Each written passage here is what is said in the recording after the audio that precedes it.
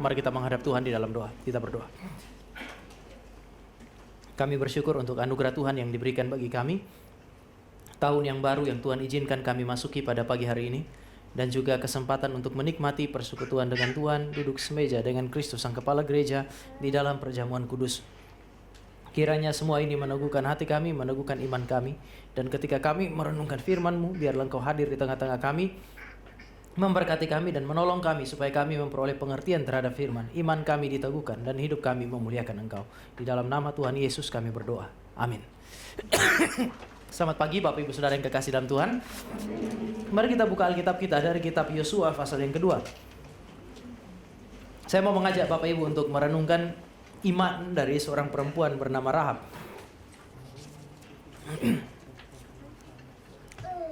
Kita baca bergantian Yosua pasal 2 ayat 1 sampai dengan ayatnya yang ke-15. Saya mulai ayat yang pertama. Yosua bin Nun dengan diam-diam mengutus dari Sitim 2 orang pengintai. Katanya, pergilah, amat-amatilah negeri dan kota Yeriko. Mereka pun pergi dan sampai di rumah seorang pelacur bernama Rahab, lalu menginap di situ.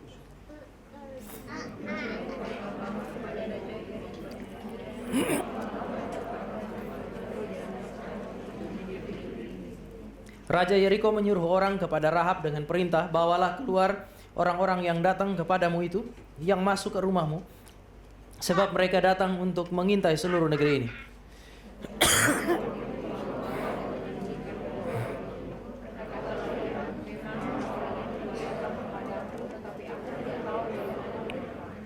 Ketika pintu gerbang hendak ditutup menjelang malam, orang-orang itu keluar.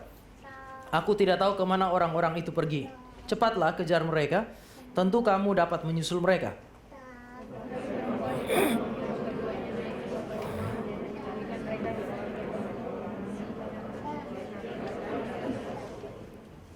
Lalu orang suruhan raja itu pergi mengejar mereka di jalan menuju sungai Yordan, sampai ke tempat-tempat penyeberangan. Segera sesudah pengejar-pengejar itu keluar, pintu gerbang ditutup.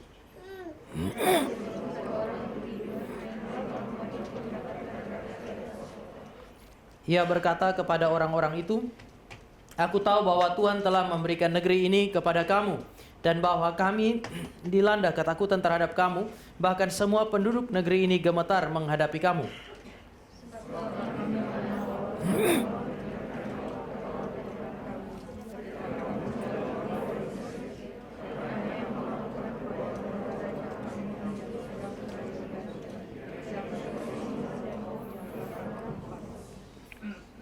Ketika kami mendengar itu, ciutlah hati kami dan patahlah semangat setiap orang menghadapi kamu. Sebab Tuhan Allahmu ialah Allah di langit di atas dan di bumi di bawah.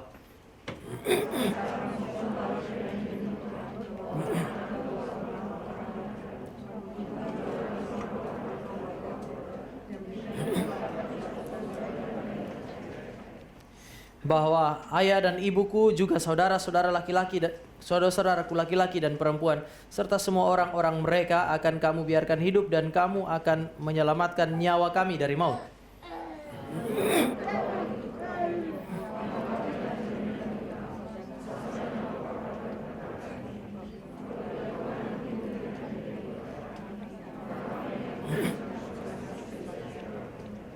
Sama-sama.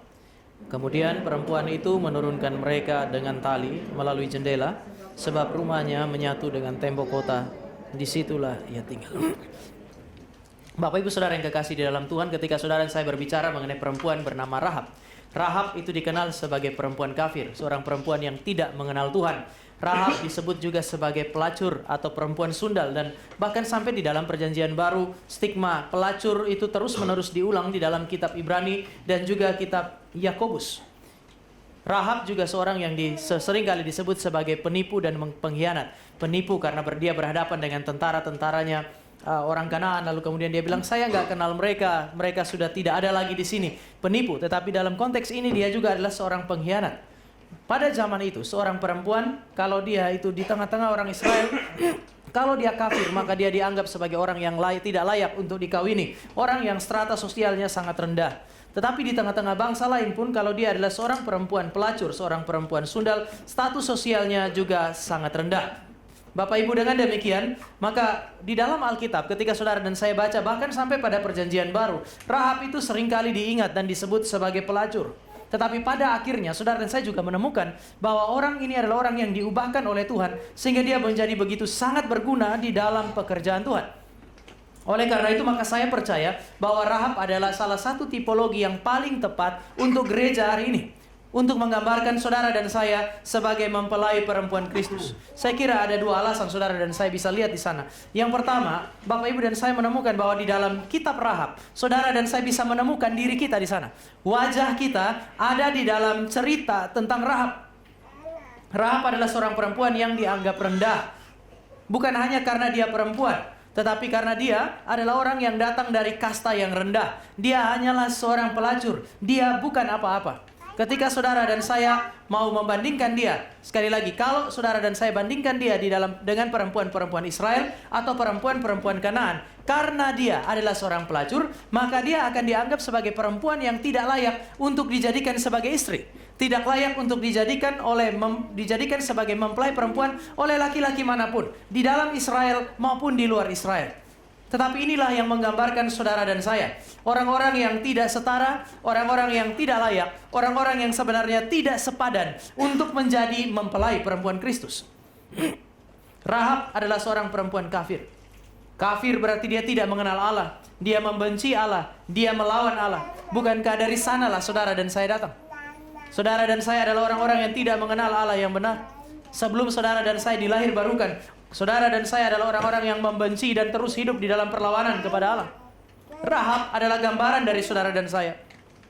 Kalau seandainya perempuan ini diingat sebagai seorang perempuan sundal, seorang pelacur yang najis, bukankah ini adalah gambaran yang sangat tepat bagi gereja? Berapa kali saya khotbah di tempat ini, saya bilang bahwa Yesaya dan Yehezkiel menyebut gereja Perjanjian Lama dan juga tentu saja gereja Perjanjian Baru sebagai perempuan sundal dan pelacur. Nabi-nabi ini menyebut gereja sebagai orang-orang yang najis. Kita sering pakai istilah ini, kain kotor, dipakai oleh Yesaya. Tapi kalau Bapak Ibu dan saya lihat dalam bahasa asli, terjemahan bahasa Indonesia, terjemahan baru yang kedua lebih tepat ketika dia menerjemahkan kain kotor sebagai kain haid. Pada masa itu kan, kalau kita sekarang itu kan, kalau yang wanita haid, pembalut itu kan bersifat disposal ya, dibuang. Kalau zaman dulu kan enggak, itu diambil kemudian nanti dibersihkan lalu kemudian dipakai lagi.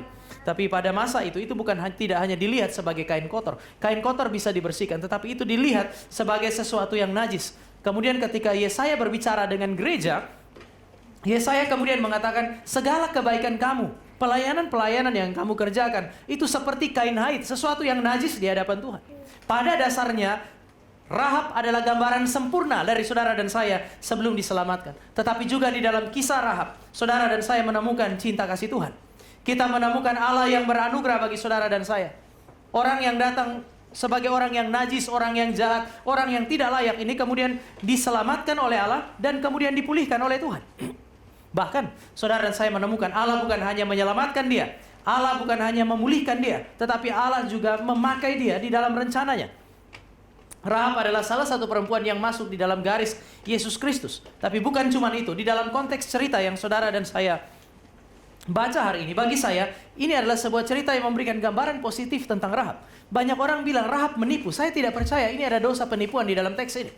Ada yang bilang ini adalah pengkhianatan. Saudara, saya akan lihat sebentar di dalam penjelasan. Ini bukan sebuah pengkhianatan. Allah telah mengubah Rahab, perempuan Kanaan, menjadi umat Allah. Maka dia harus bertindak sebagai umat Allah.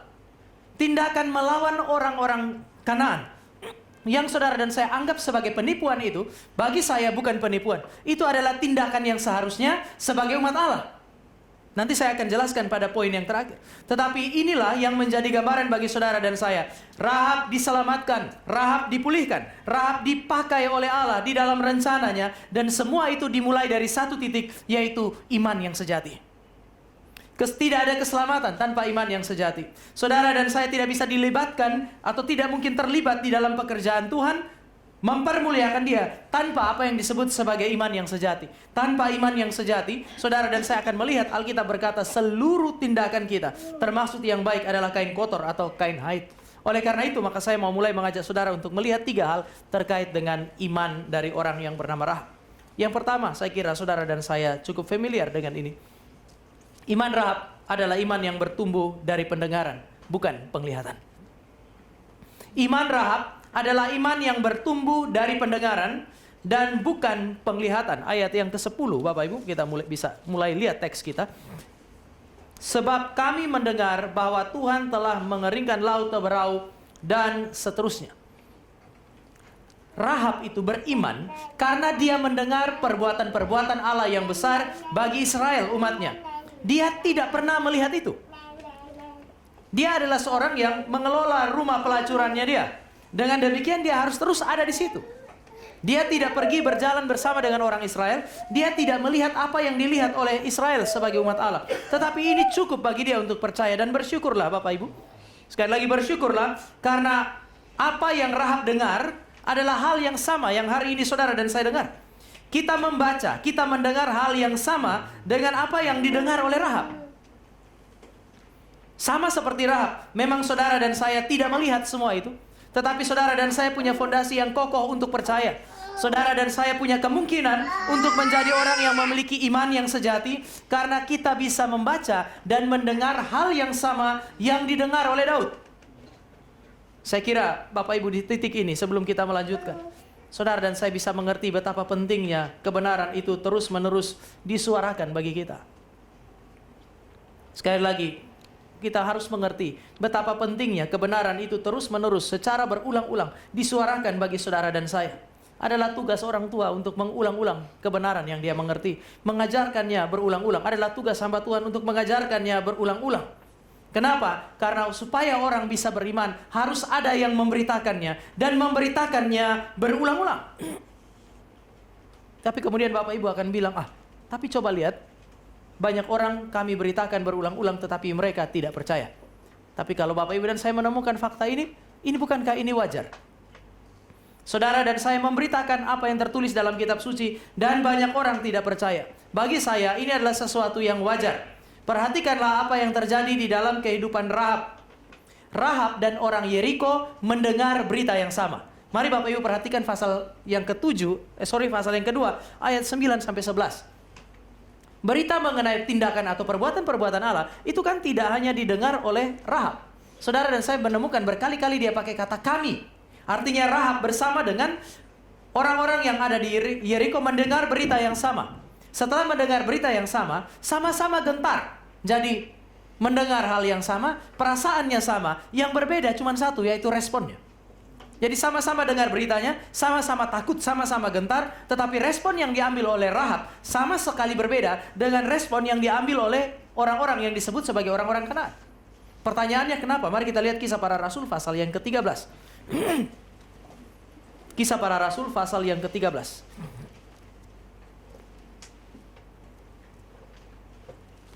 Kita baca sama-sama ayat yang ke-48. Kisah Para Rasul pasal 13 ayatnya yang ke-48. Di sini Paulus baru selesai berkhotbah, memperdengarkan firman. Dan apa respon orang-orang yang didengar di sana? Kita baca sama-sama ayat yang ke-48, Kisah Rasul pasal 13, 2, 3. Mendengar itu bergembiralah semua orang dari bangsa-bangsa lain dan mereka memuliakan firman Tuhan. Semua orang yang ditentukan untuk hidup kekal menjadi percaya. Bapak Ibu, semua orang yang ditentukan untuk hidup yang kekal menjadi percaya. Tidak semua orang yang mendengar akan menjadi percaya. Tetapi semua orang yang di dalam belas kasihan Tuhan, di dalam anugerah Allah, telah ditentukan untuk menikmati keselamatan. Merekalah yang akan memberi respon yang tepat terhadap kebenaran firman. Bapak Ibu, kalau Bapak Ibu dan saya adalah umat pilihan Allah, dan hari ini saudara dan saya beriman, mengimani sesuatu yang tidak dipercaya oleh orang lain, bersyukurlah. Karena itu karena pekerjaan Tuhan di dalam kehidupan saudara dan saya. Percaya, beriman, itu adalah pekerjaan Allah. Rahab bisa percaya karena Allah mengerjakannya. Kalau saudara dan saya lihat dari perspektif perjanjian baru, dari perspektif Kisah Para Rasul, Lukas seolah-olah mau bilang, Rahab itu percaya karena Allah telah memilih dan menentukan dia untuk percaya. Sisa yang lain tidak. Kita bisa bersyukur untuk hal ini. Wajar kalau banyak orang tidak percaya ketika saudara dan saya terus-menerus menyuarakan firman Tuhan yang sama tentang Kristus. Kenapa? Karena untuk beriman, saudara dan saya butuh anugerah. Kalau hari ini saudara beriman, bersyukurlah kepada Tuhan. Itu berarti, sadar atau tidak, saudara adalah penerima anugerah Tuhan. Tetapi kalau seandainya beriman itu anugerah Tuhan, Bapak Ibu, iman Rahab ini juga berkaitan dengan tanggung jawab dia sebagai umat Tuhan. Ada satu kata di dalam ayat ke-9 menarik Bapak Ibu. Mari kita lihat sekali lagi ayat yang ke-9. Dia berkata kepada orang itu, aku tahu bahwa Tuhan telah memberikan negeri ini dan seterusnya. Baru ayat 10 dia bilang, sebab kami sudah mendengar. Saya tahu sebab saya mendengar. Bapak Ibu, saya mau mengaitkan dua bagian ini. Kata mendengar itu bukan berarti sekedar mendengar lalu lewat begitu saja. Kalau khotbah seperti ini ya semua orang mendengar, apalagi kalau speakernya bagus. Di sini saya agak kurang dengar suara saya sendiri sebenarnya. Tetapi kemudian kalau saudara dan saya membicarakan mengenai kata mendengar bagi orang Yahudi, itu bukan sekedar lewat. Hamba Tuhan kita tuh ada bilang orang kadang-kadang dengar firman tuh dari telinga kiri masuk dari telinga kanan keluar ke telinga kiri. Lalu pendeta Eko bilang itu lumayan. Kadang-kadang orang dengar firman itu masuk dari kanan keluar lagi dari kanan. Artinya nggak sempat lewat di sini Bapak Ibu. Dia langsung keluar begitu saja. Yang dimaksud dengan proses mendengar di sini, ini bukan hanya sekedar Bapak Ibu duduk dan kemudian mendengar, karena semua orang mendengar sama seperti orang-orang Kanaan juga mendengar hal yang sama. Jadi apa yang dimaksud dengan mendengar di sini? Kata mendengar itu melibatkan apa yang disebut sebagai kontemplasi dan pengertian. Jadi dia berefleksi, dia memikirkan ulang apa yang dia dengar supaya mendapatkan pengertian. Oleh karena itu maka ayat yang ke-9 dia bilang, aku tahu. Mereka mendengar hal yang sama. Tetapi yang mengerti, yang tahu, cuman satu perempuan namanya Rahab. Kenapa? Karena dia bukan hanya sekedar mendengar berita-berita itu. Tetapi setelah dia mendengar, dia duduk dan dia memikirkannya. Dia merenungkannya. Untuk apa? Untuk mendapatkan pengertian. Pendengar yang baik di dalam kekristenan bukan hanya mereka yang duduk di kaki Tuhan pada zaman itu atau duduk di dalam gereja dan mendengarkan firman. Pendengar yang baik adalah mereka yang setelah mendengarkannya melakukan kontemplasi, memikirkannya untuk mendapatkan pengertian. Bukankah ini yang dilakukan oleh Daud ketika saudara saya baca Mazmur dan kemudian dia bilang, aku merenungkan firman-Mu siang dan malam? Apakah Daud itu hanya pekerjaannya renungan dari pagi sampai malam? Dia raja, kalau dia hanya pikir pekerjaannya renungan, kerajaannya nggak jalan. Itu sama seperti Bapak Ibu, misalnya Bapak Ibu punya usaha, jadi pengusaha, ada yang jadi ibu rumah tangga. Lalu pekerjaan Bapak Ibu adalah merenungkan firman bersama dengan pendeta Tama setiap hari dari pagi sampai malam di gereja ini. Semua usaha, semua pekerjaan di rumah nggak jalan. Maka yang dimaksud dengan merenungkan firman siang dan malam, itu bukan saat teduh dari pagi sampai malam. Yang dimaksudkan dengan merenungkan firman siang dan malam adalah setelah dia membacanya sepanjang hari di dalam pekerjaan, dia masih memikirkan apa arti firman Tuhan itu dan bagaimana mengaplikasikannya di dalam hidup. Rahab adalah seorang perempuan yang cukup bertekun di dalam mendengarkan. Dia mendengar perkataan yang benar, data yang benar, dia mengkontemplasikannya, memikirkannya untuk satu tujuan, yaitu memperoleh pemahaman. Kenapa ini penting Bapak Ibu? Karena dengan orang memiliki pemahaman atau pengertian, mereka memperoleh fondasi untuk percaya. Mereka memiliki fondasi juga untuk keyakinan mereka. Bapak Ibu, setelah dikatakan dia mau mendengar dengan baik, dia paham rencana Tuhan bagi Israel, dan dengan demikian dia bisa yakin, sekali lagi, dia bisa yakin bahwa dia harus memihak kepada Israel. Mendengar berarti memahami. Memahami itu berarti menerima. Ini dua hal yang kemudian harus dibedakan Bapak Ibu. Saya mendengar berarti saya harus berpikir supaya saya paham. Apa yang harus dilakukan? Setelah saya memahaminya, saya harus berjuang untuk menerima. Ini kan perbedaan. Ada perbedaan antara sekedar memahami dan menerima. Ada masa di mana saudara dan saya memahami kehendak Tuhan, tapi belum tentu kita bisa terima kehendak Tuhan, bukan? Di dalam urusan seperti sukacita saudara dan saya, di dalam keputusan-keputusan Tuhan yang tidak cocok dengan hati dan keinginan saudara dan saya. Seringkali saudara dan saya paham bahwa ini adalah kehendak Tuhan. Apalagi kita reform, terlalu gampang bagi saudara dan saya kemudian mengatakan ini ada terjadi di dalam kedaulatan Allah. Kita mengerti itu, tetapi belum tentu saudara dan saya bisa menerimanya. Rahab nanti di bagian akhir saya akan jelaskan kepada Bapak Ibu bahwa Rahab itu dia memikirkannya, melakukan kontemplasi, dia mengerti dan bermuara pada satu tindakan, yaitu menerima kehendak Tuhan. Karena dia menerima kehendak Tuhan, Bapak Ibu dan saya akan menemukan satu hal ini. Dia mulai berpikir seperti orang Israel berpikir. Dia punya kecenderungan hati sama seperti orang Israel punya kecenderungan hati. Dia punya tindakan sama seperti orang Israel. Karena dia berpikir, karena dia mengerti dan dia terima kehendak Tuhan, Allah perlahan-lahan merubah Rahab, sang pelacur Kanaan itu, menjadi umat Allah yang mengerti isi hati Tuhan dan bertindak sesuai dengan isi hati Tuhan. Itu kenapa tadi saya bilang bahwa perlawanan dia kepada Kanaan itu bukan sebuah pengkhianatan, karena Allah telah menjadikan dia sebagai umatnya. Itu adalah tindakan yang seharusnya daripada umat Allah. Sama seperti Israel datang dan memerangi orang-orang Kanaan, demikianlah Rahab sekarang dipakai oleh Tuhan untuk apa? Untuk memerangi Kanaan. Dia umat Tuhan kok. Darah Kanaan mengalir di dalam dirinya, tetapi dia adalah umat Tuhan. Karena dia adalah umat Tuhan, maka dia mulai berpikir seperti umat Tuhan. Karena dia adalah umat Tuhan, maka dia punya kecenderungan hati persis sama seperti umat Tuhan. Israel lah yang harus menduduki tempat itu. Karena dia adalah umat Tuhan, maka dia bertindak sebagai umat Tuhan. Dia bertindak berbeda dari mereka yang melawan Allah. Bapak Ibu, iman datang dari pendengar. Tetapi pendengaran itu bukan hanya sekedar, sekali lagi, mendengar dan lewat begitu saja. Pendengar yang baik adalah mereka yang berusaha untuk melakukan kontemplasi, merenungkan firman itu, sampai mereka memperoleh pengertian.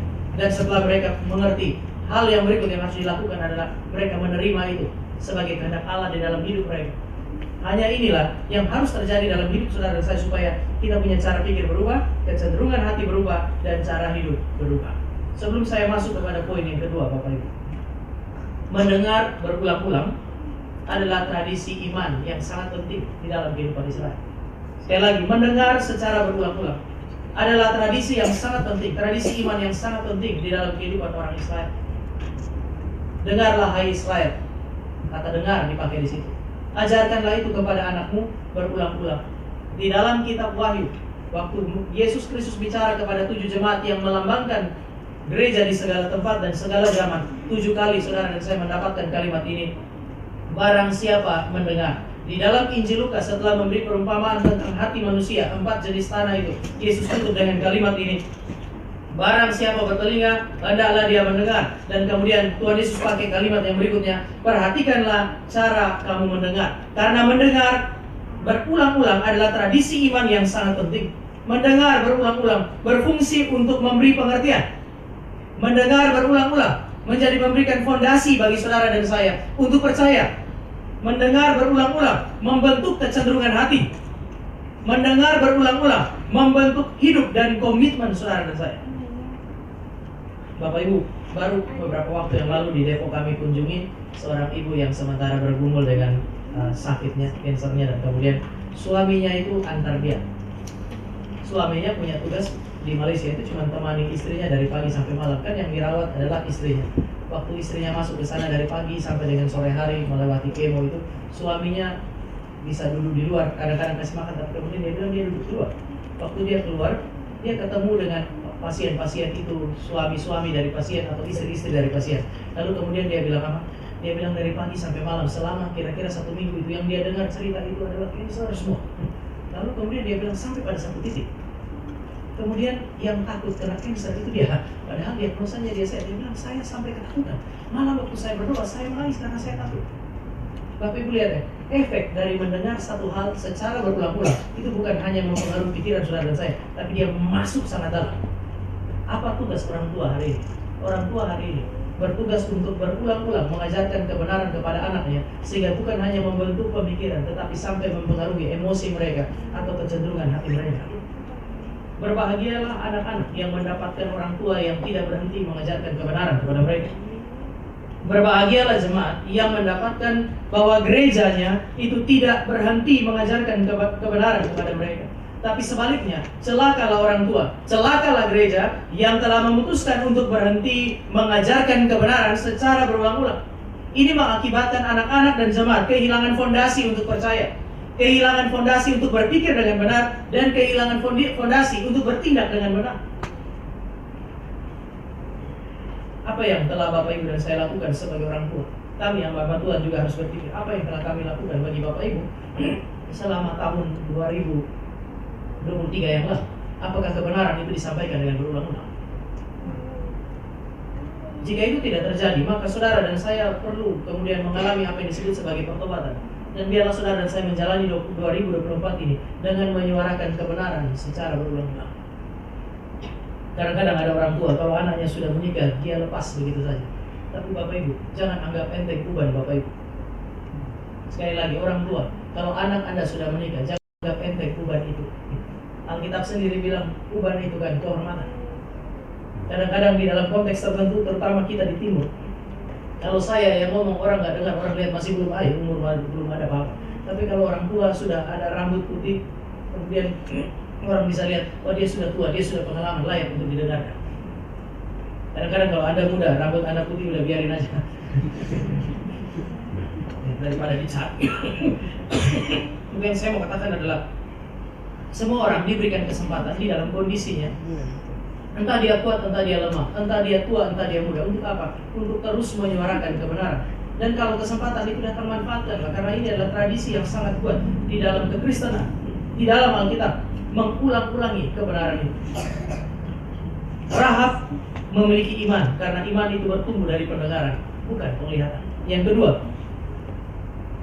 iman Rahab adalah iman yang membentuk identitasnya sebagai umat Allah.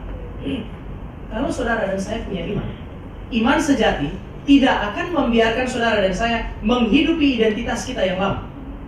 Iman sejati selalu membentuk identitas kita sebagai umat Allah. Bapak Ibu, saya pakai istilah identitas. Apa itu identitas? Identitas itu karakteristik yang unik yang kita miliki, yang menentukan perbedaan kita dari yang lain. Di dalam ilmu sosial ada yang namanya identitas sosial. Identitas sosial itu berarti karakteristik unik pada kelompok tertentu. Ada satu kelompok, dia punya karakteristik yang unik, sehingga ketika saudara dan saya berjumpa memperjumpakan dia dengan kelompok lain, kita langsung bisa lihat bahwa karakteristik unik ini membedakan dia dari kelompok lain. Jadi kalau saya bilang karakteristik umat Allah atau karakteristik Kristen, itu berarti saya sementara berbicara mengenai hal-hal yang unik, karakter-karakter yang unik pada saudara dan saya sebagai Kristen, yang membedakan kita dari mereka yang bukan Kristen. Sementara itu, karena ini adalah karakteristiknya Kristen, maka identitas Kristen itu berarti semua orang yang ada di dalam komunitas Kristen seharusnya memiliki identitas yang sama atau karakteristik yang sama.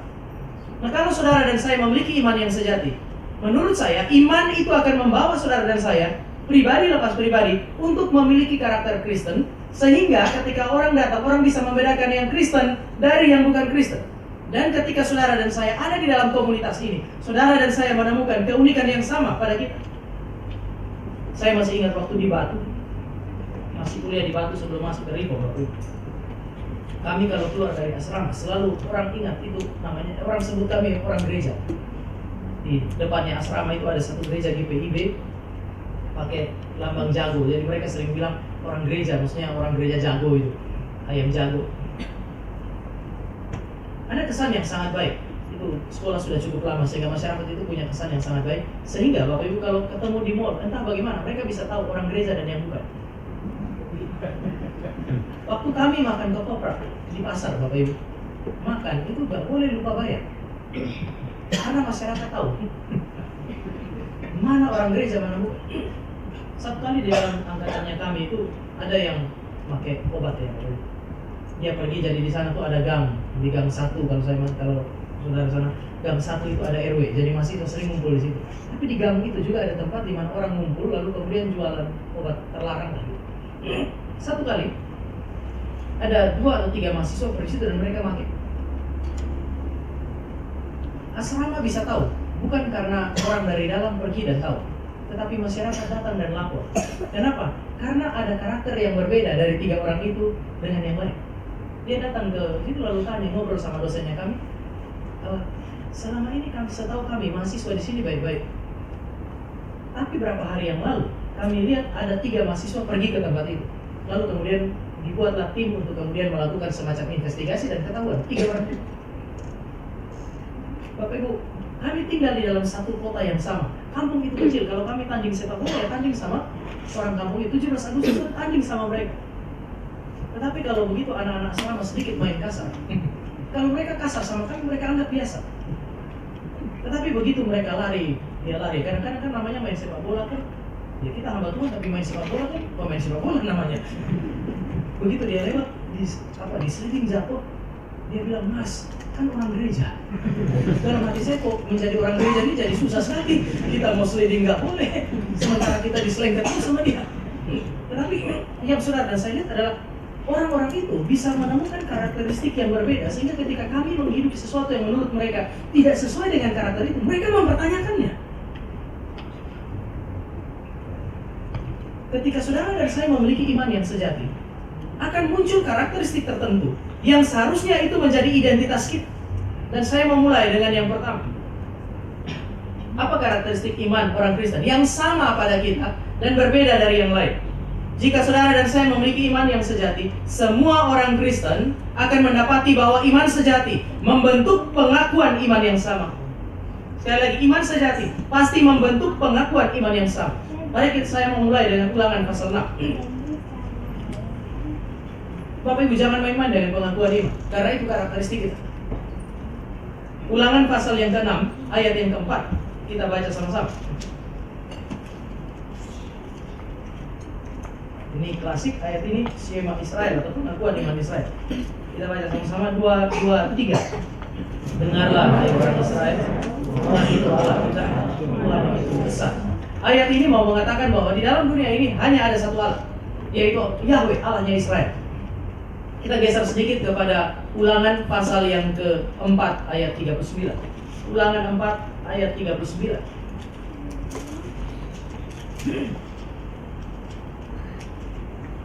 Kita baca sama-sama Ulangan pasal yang ke-4 ayatnya yang ke-39. 2, 3.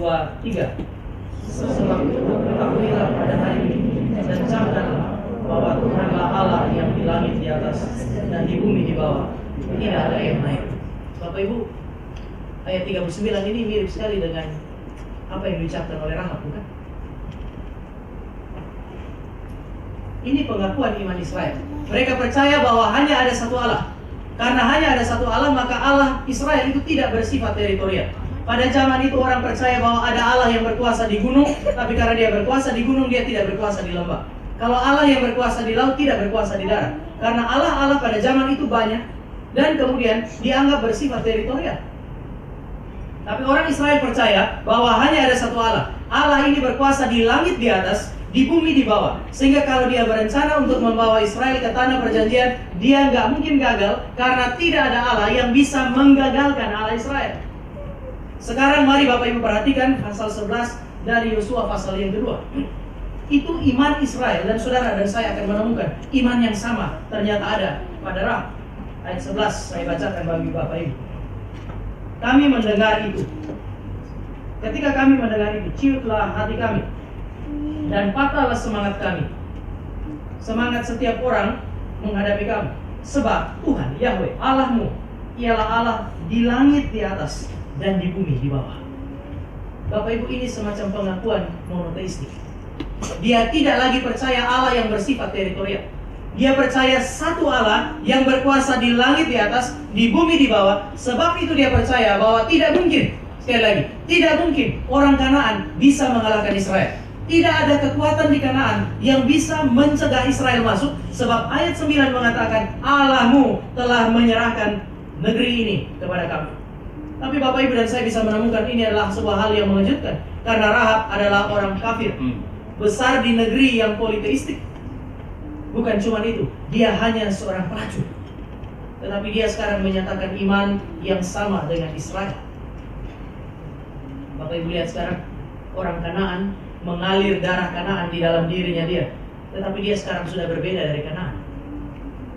Dia bahkan melampaui sejumlah orang Israel zaman itu yang meragukan bahwa Allah akan memimpin mereka masuk ke tanah perjanjian. Ini identitas umat Allah. Rahab sudah memiliki identitas sebagai umat Allah, dan ini tampak dari apa yang disebut sebagai pengakuan iman yang sama dengan umat Allah yang seharusnya. Bapak Ibu, iman yang sejati selalu menuntut pengertian yang benar.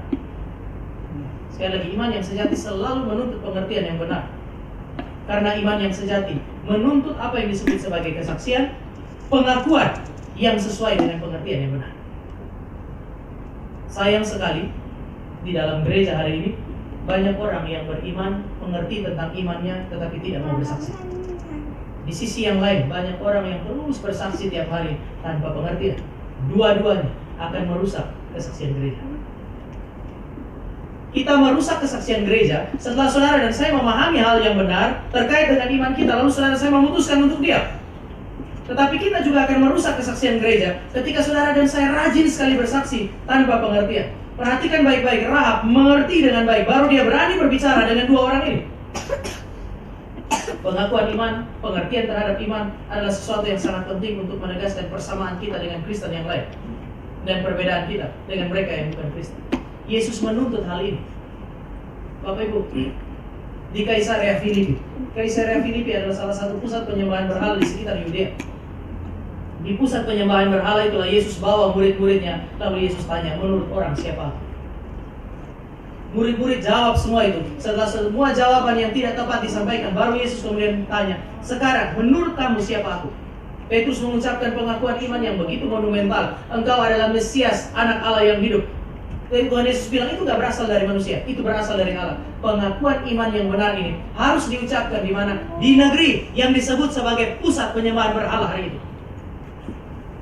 Supaya apa? Supaya dengan jelas nampak perbedaan antara Allah yang engkau dan saya sembah dari Allah yang disembah oleh orang lain di negeri ini.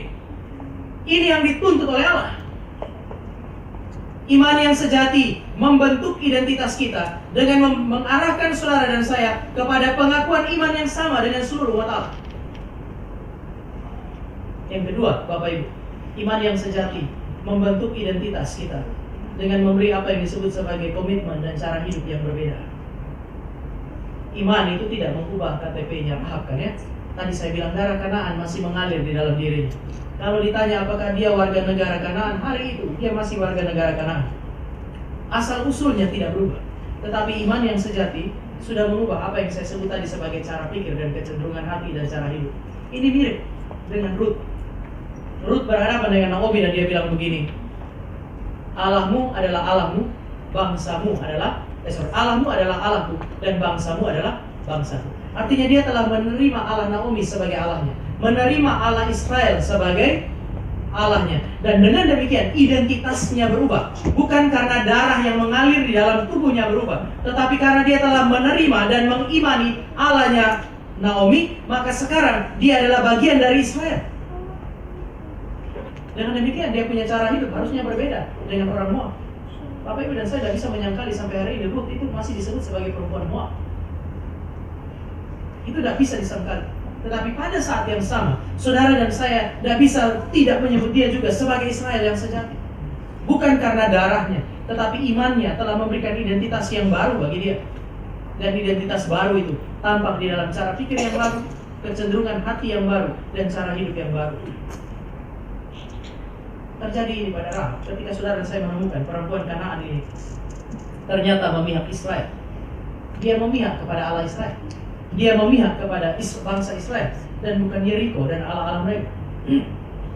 Bapak Ibu, bagi saya memilih untuk menjadi sama dengan Israel itu adalah sebuah kalimat yang menurut saya penting, karena di dalam Ibrani waktu bercerita mengenai Musa, setelah 40 tahun Musa yang tinggal di istana Firaun itu memilih untuk menjadi sama dengan saudara-saudaranya.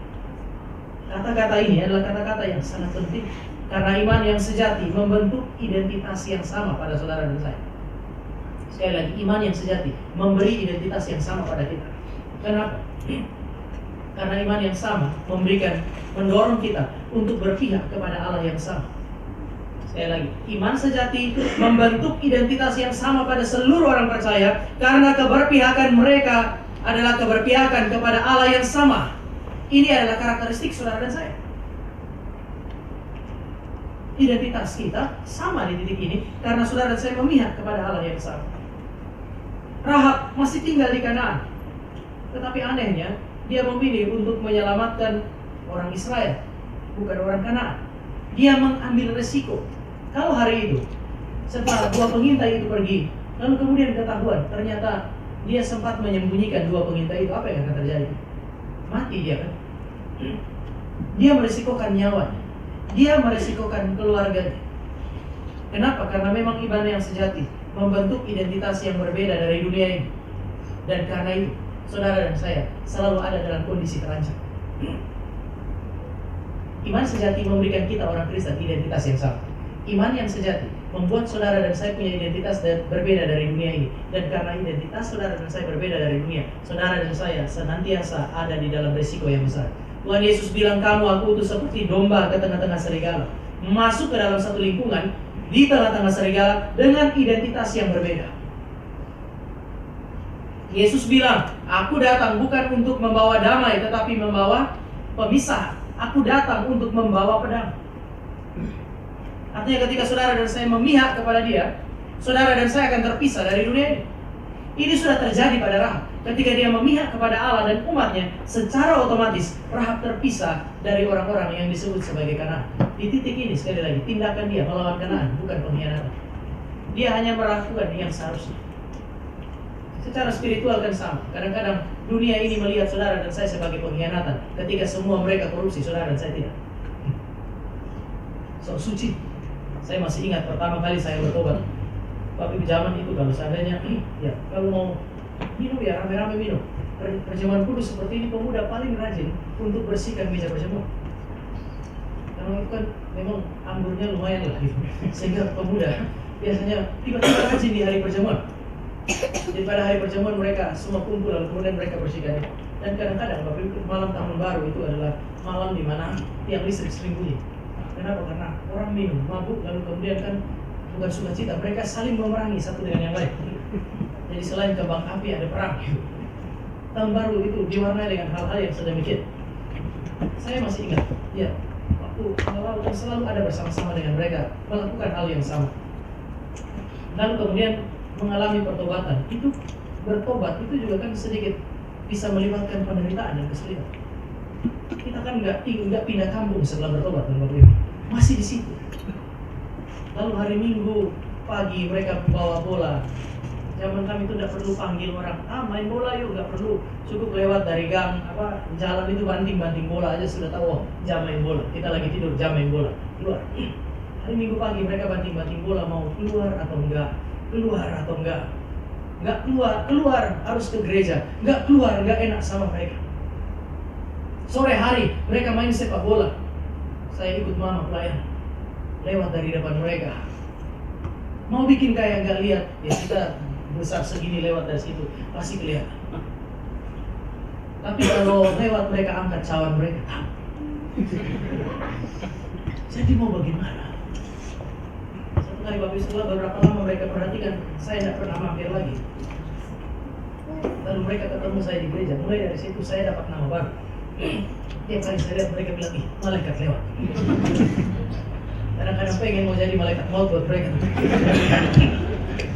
Malaikat lewat. Jadi akhirnya meskipun di daerah Kristen kita menderita karena kita berbeda dari mereka. Itu sesama-sama Kristen. Bagaimana Bapak Ibu di tempat kerja? Bagaimana Bapak Ibu di tempat atau di tengah-tengah masyarakatnya Bapak Ibu?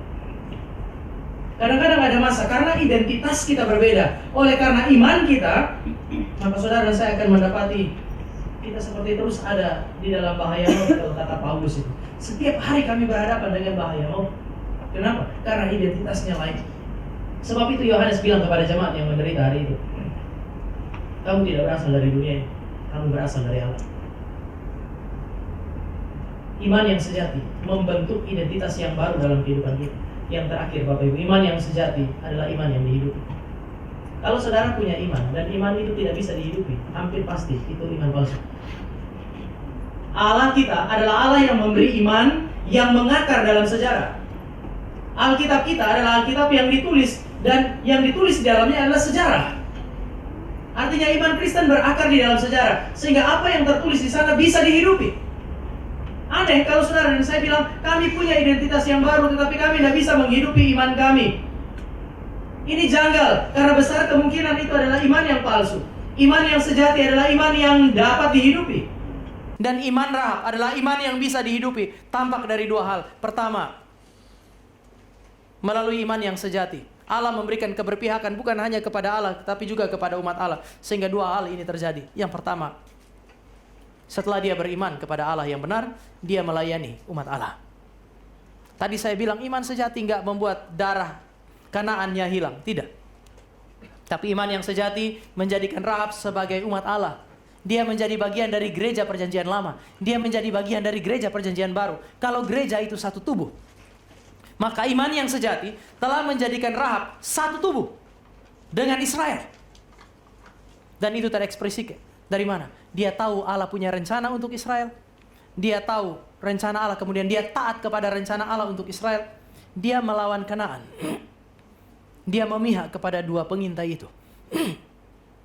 Keberpihakan sudah nampak.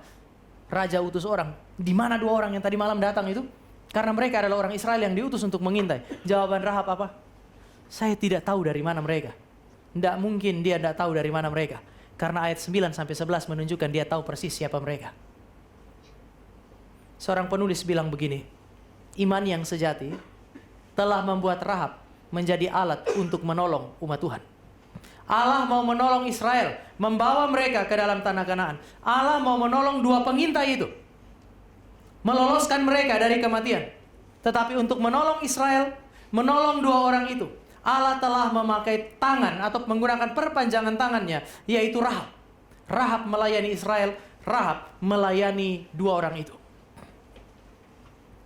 Seringkali kita di Reform ini, di dalam seluruh pelayanan Bapak Ibu dan saya, di dalam segala yang kita lakukan, kita sering pakai istilah ini kan, kemuliaan Allah. Kami melakukannya demi kemuliaan Allah. Saya mau ingatkan satu hal ini Bapak Ibu. Bapak Ibu mesti berhenti pakai kalimat itu jika kemuliaan Allah itu berhenti semata-mata hanya pada Allah. Kami melakukan ini demi kemuliaan Allah. Dan tidak ada urusannya, tidak ada hubungannya dengan jemaat Tuhan. Berhenti pakai kalimat itu. Waktu Allah mau menyatakan kemuliaannya melalui Israel, Allah pakai satu orang, yaitu Rahab. Melayani Allah melalui pelayanan kepada umatnya. Bapak Ibu dan saya tidak bisa mempermuliakan Allah semata-mata mempermuliakan Allah dan terputus relasi kita dari gereja yang didirikan oleh Kristus. Itu sesuatu yang tidak mungkin. Iman Israel, iman Rahab adalah iman yang dapat dihidupi dan terekspresi di mana? Terekspresi bukan hanya di dalam pengenalan kepada Allah yang benar, pengakuan iman yang benar, tetapi pelayanan kepada umat Allah yang sementara menjalankan rencana Tuhan. Sehingga sekali lagi saya menyarankan kepada Bapak Ibu, berhenti pakai kalimat itu. Kalau seandainya Bapak Ibu hanya pakai kalimat demi kemuliaan Allah, itu semata-mata yang Bapak Ibu bicarakan adalah Allah pada dirinya, dan saudara dan saya tidak mengaitkan dengan Kristus dan tubuhnya. Yang kedua, iman itu bisa dihidupi tampak dari mana? Ketika Rahab itu memutuskan untuk sinkron dengan rencana Tuhan. Waktu dia melawan Kanaan, itu sama seperti saudara dan saya sinkron dengan rencana Tuhan melawan dunia ini. Rahab tidak membongkar keberadaan dua pengintai itu. Apakah ini dusta? Seringkali kita menuduh Rahab berdusta. Tapi ingat, argumentasi pertama adalah identitasnya sudah beda. Rahab bukan sekedar Kanaan, dia adalah umat Tuhan. Oleh sebab itu, mari kita perhatikan dua teks. Yang pertama adalah Yakobus pasal yang kedua. Yakobus pasal yang kedua.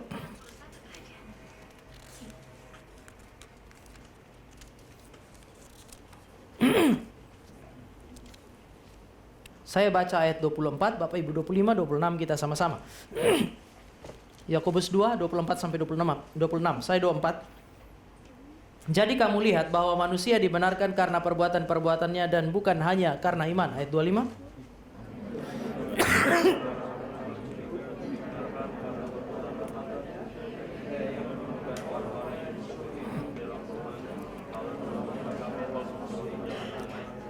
Sama-sama. Sebab sebagaimana tubuh tanpa roh mati, demikian juga iman tanpa perbuatan adalah mati. Iman yang benar, iman yang hidup akan tampak melalui perbuatan. Perbuatan yang mana yang mengekspresikan bahwa Rahab memiliki iman yang hidup? Ayat 25. Ketika dia menyembunyikan pengintai-pengintai itu dan meloloskan mereka. Dia menyembunyikan, dia meloloskan, melebatkan satu peristiwa yang kelihatannya bertentangan dengan hukum jangan berdusta. Tetapi penulis Yakobus menyebut ini sebagai tindakan iman. Sama seperti penulis Ibrani dalam Ibrani pasal 11. Mari kita lihat Ibrani 11. Ibrani pasal 11 ayat yang ke-31.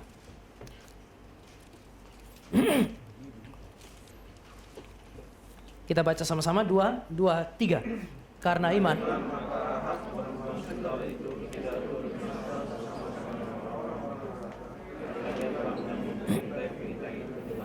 Iman membuat Rahab tidak binasa bersama dengan orang-orang yang tidak taat. Artinya Rahab taat. Orang-orang itu tidak taat karena mereka melawan rencana Allah dengan berusaha membunuh dua pengintai itu. Rahab taat. Dengan apa? Dengan justru menyembunyikan mereka. Bagi saya, ini adalah sebuah ekspresi dari apa yang tadi saya sebut sebagai perubahan identitas. Alkitab memberi petunjuk bahwa tindakan Rahab justru merupakan tindakan iman. Oleh karena dia menempatkan dirinya pada posisi yang sama. Mengidentifikasikan dirinya sebagai umat Allah. Dia sinkron dengan rencana Tuhan. Tindakan ini sekali lagi terjadi karena Rahab berusaha sinkron dengan apa yang disebut sebagai kehendak Tuhan. Dan ini penting bagi saudara dan saya sebagai umat Tuhan. Iman yang dihidupi berarti saudara saya hidup sedemikian rupa supaya kita sinkron selalu dengan apa yang diinginkan oleh Tuhan. Bapak, Ibu, dan saya sekali lagi kita tidak bisa menuduh Rahab berdusta karena ada masa di mana saudara dan saya menemukan orang-orang tertentu tidak berhak untuk mendapatkan kebenaran, bukan? Bapak Ibu pernah ketemu enggak Allah memimpin melalui malaikat, memimpin melalui mimpi sehingga ada sekelompok orang terlihat seperti orang yang berdusta? Tahun lalu, Natal, Bapak Ibu dan saya lihat tema PGI, orang-orang Majus mengambil pulang melalui jalan yang lain. Siapa yang kasih mereka mimpi sehingga mereka harus pulang dari jalan yang lain? Tuhan. Tetapi ketika mereka ambil jalan yang lain, itu berarti mereka tidak menggenapi janji mereka untuk kembali kepada Herodes dan memberitahukan di mana anak itu berada.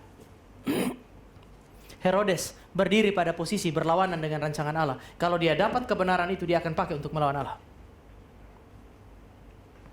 Ada masa di mana Bapak, Ibu, dan saya akan menemukan bahwa di dalam konteks perang, tidak usah ngomong perang, kita pertandingan sepak bola saja. Ada tipuan di situ nggak sih? Bapak-bapak yang main sepak bola. Apakah bapak-bapak kalau main sepak bola adu penalti kemudian sebelum tendang, karena kita mesti jujur, kita kasih tahu kipernya, saya bakal tendang ke kanannya. Kenapa? Karena saya jujur, saya orang Kristen. Kalau begitu orang Kristen gak ada jadi pemain bola. Gak ada pelatih yang mau melatih mereka karena mereka terlalu jujur. Di dalam konteks permainan sepak bola misalnya, orang kemudian melakukan sebuah gerakan untuk menipu temannya atau lawannya dan memenangkan pertandingan itu. Gak ada orang Kristen yang kemudian bilang, saya gak mau nonton bola lagi, ini penuh dengan tipu muslihat. Atau ada orang yang gak mau nonton bola gara-gara itu. Di dalam konteks perang, saudara dan saya bangga dengan pahlawan-pahlawan perang kita. Diponegoro dengan perang gerilya. Saya masih ingat itu dari kecil. Tidak pernah ada yang bilang itu Diponegoro berdusta. Saya nggak mau lagi baca itu. Saya nggak bangga dengan pahlawan yang kayak begitu. Dia tipu Belanda terus. Harusnya dia jujur. Dia kasih tahu dong kemana dia mau serang. Biar Tuhan yang memimpin dia dengan kejujurannya untuk memenangkan peperangan itu. Bapak Ibu berpikir begitu? Nggak kan ya? Perang adalah perang.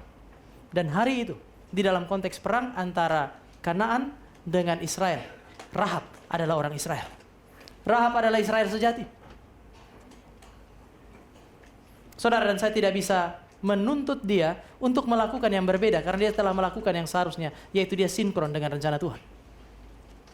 Apa sih yang saya mau sampaikan kepada Bapak Ibu? Iman yang sejati membuat engkau dan saya sinkron dengan rencana Tuhan. 2024, saudara dan saya bisa memikirkan banyak hal, tetapi ketika saudara bergumul dengan firman, mengerti firman, berusahalah sinkron dengan firman itu. Kiranya Tuhan yang sudah memimpin saudara dan saya memasuki 2024 menjadi Tuhan yang memimpin saudara dan saya jika dia mau melewati 2024 dengan kemenangan karena engkau dan saya sinkron dengan kehendak Tuhan. Mari kita berdoa. Kami bersyukur untuk waktu di mana kami memasuki tahun yang baru dengan memikirkan iman seorang perempuan yang menjadi gambaran yang sangat sempurna bagi kehidupan kami.